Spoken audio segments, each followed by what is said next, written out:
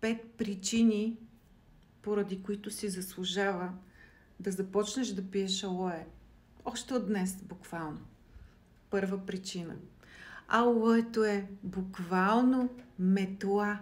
Метла, която изчиства от организма ни всякакви замърсявания, омазнявания, шлаки и го прави като чисти клетките ни, кръвта ни,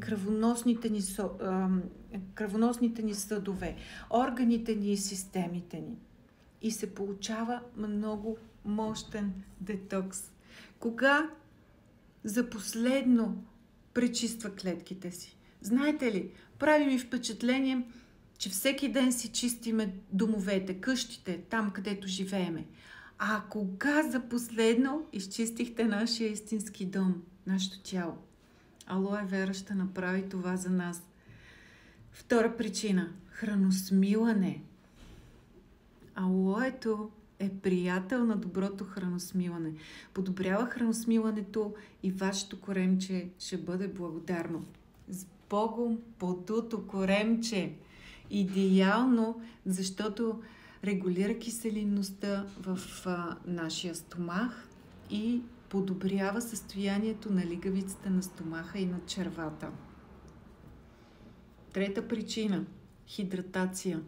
Хидратация и свежа кожа, хубава коса и хубави ногти. Алоето съдържа над 150 вещества. Едно от най-добрите му свойства е да хидратира. Алоето е като оазис за нашата кожа. Не се очудвайте, че съм на 50 години и изглеждам така. От 3 години и малко повече пия алое и не го спирам и няма да си го дам за нищо на света, защото на мен алоето ми разреши доста здравословни казуси, за които съм ви разказвала. Така че не бих го дала за нищо на света. Изключително е. Казах ви детокс, казах ви храносмилане, казах ви за хидратацията. Другото, което прави е, че подсилва имунитета. Много мощно подкрепя нашия имунитет, нашата имунна система. Това, което ни предпазва да сме здрави. Да ви кажа ли сега, тук имам 2 колежки болни, другата е отпуск. Тихо, аз си пия алоето. Те, нека пият каквото искат.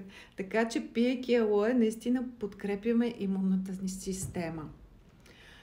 Това са причините, които си заслужават наистина. Това е за кожата, за косата и за ногтите. Вътре клетката като е хидратирана, клетката като е почистена, клетката като е нахранена. Ние сме жизнени, енергични, витални, в добро настроение и още много хиляди неща. Изчистен организма, нахранена клетката, това ни дава добро усещане в тялото. Пиши ми под видеото, ако искаш още информация или ако искаш пък и ти да започнеш да пиеш алое. Пък ти ще ми разкажеш после как се чувстваш. Сигурна съм.